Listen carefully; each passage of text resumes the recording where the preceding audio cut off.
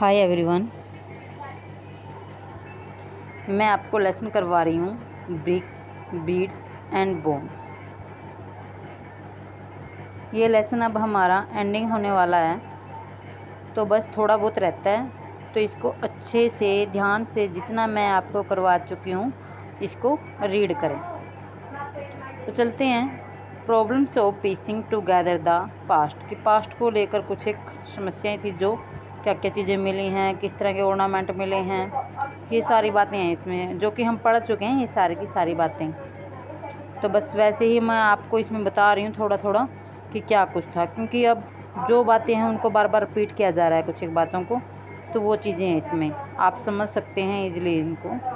As we have seen it is not the Harappan script that helps in understanding the ancient civilization, कि हड़प्पा में जो script लिपि मिली थी उसकी वजह से कोई एंशिएंट सिविलाइजेशन को जानने में मदद नहीं मिली। क्यों नहीं मिली? क्योंकि पढ़ ही नहीं पाए थे, अनडिसाइफर थी वो चीज़। Rather it is material evidence, कुछ सामग्री साक्ष्य मिले हैं that allows archaeologist to better reconstruct Harappa life, जिसकी वजह से हड़प्पा की लाइफ के बारे में आर्कोलॉजिस्ट पता लगा पाए हैं। ये बात ये कह रहे हैं कि जो स्क्रिप्ट मिली है हड़प्पा की, उससे हम हड़प्पा वासियों के बारे में पता नहीं लगा पाए, क्योंकि उस स्क्रिप्ट को हम पढ़ नहीं पाए, वो हमारे लिए अनडिसाइफर थी। बट आर्कोलॉजिस्ट को जो मटेरियल एविडेंस मिले हैं, यानी क्या सामग्री साक्ष्य मिले हैं, बल्कि उससे हम बेटर रूप से एक अच्छे तरीके से हड़प्पन की लाइफ के बारे में जान पाए हैं। This material could be pottery, ये मटेरियल क्या है, क्या क्या हो सकते हैं?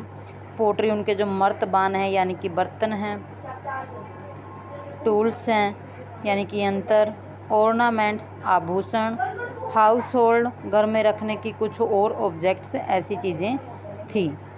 Organic material such as cloth, कपड़ा मिला है, leather, wood and reeds generally decompose, especially in tropical region, जो ये ट्रॉपिकल रीजन है यहाँ से कुछ की चीज़ें इस तरह की यहाँ से मिली हैं। What survive are stone, burnt clay यानी कि जो जली हुई मिट्टी जिसे टेराकोटा भी बोल देते हैं, मेटल, ये सारी की सारी चीज़ें वहाँ से मिली हैं। It is also important to remember that only broken or useless object would have been thrown away. Other things would probably have been recycled. Valuable artifacts that are found intact were either lost in the past or hoarded and never retrieved. In other words, such finds are accidental rather than typical. Hoarded, जैसे मैंने आपको संचय बताया था कि कुछ संचय वगैरह मिले हैं। संचय जिस तरह से पहले जो हमारे बुजुर्ग लोग होते थे, वो मटके में सभी आभूषण वगैरह रख के उसको ढक के मिट्टी के अंदर दफना देते थे, तो ये संचय वगैरह उसी टाइम पास्ट से मिले हैं। इनके बारे में आर्कोलॉजिस्ट ने अलग अलग ये बातें बना रखी हैं। आगे है नेक्स्ट, क्लासीफाइंग फाइंड्स, फिर जो मटेरियल वगैरह जो ऑब्जेक्ट मिले हैं उनको क्लासीफाई किस तरह से इन्होंने किया कि किसको किस में रखा जाए, कौन सी वस्तुएं पहली फर्स्ट कैटेगरी में रखें, किसको सेकंड कैटेगरी में रखें, इस तरह से इन्होंने ना क्लासीफाई किया चीज़ों को। Recovering artifacts is just the beginning of the archaeological enterprise.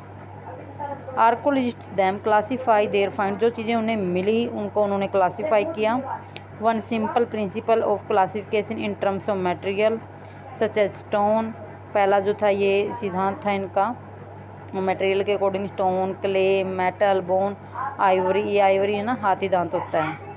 The second में क्या रखा उन्होंने, and more complicated is in terms of function, archaeologist have to decide whether for instance an artifact a tool or an ornament or both or something meant for ritual use. Ritual use यानी कि धार्मिक अनुष्ठानों से संबंधित जो जो चीज़ें उन्हें वहाँ पर मिली हैं वो सेकंड कैटेगरी के अंदर इन्होंने रख दिया है। यहाँ पर ना ये कह रहा है कि जो आर्कोलॉजिस्ट यानी कि जिन्होंने फाइंड किया और वो मटेरियल वहाँ से मिला इनको हड़प्पा सभ्यता से, तो उनको किस तरह से इन्होंने क्लासीफाई किया है। अब बहुत तरह की चीज़ें वहाँ से मिली थी, कुछ धार्मिक अनुष्ठान थे उनके लिए इन्होंने एक अलग टाइप बना दिया, सेकंड टाइप में रखा। कुछ और पोटरी वगैरह जो डोमेस्टिक थिंग्स थी यानी कि घरेलू वस्तुएं थी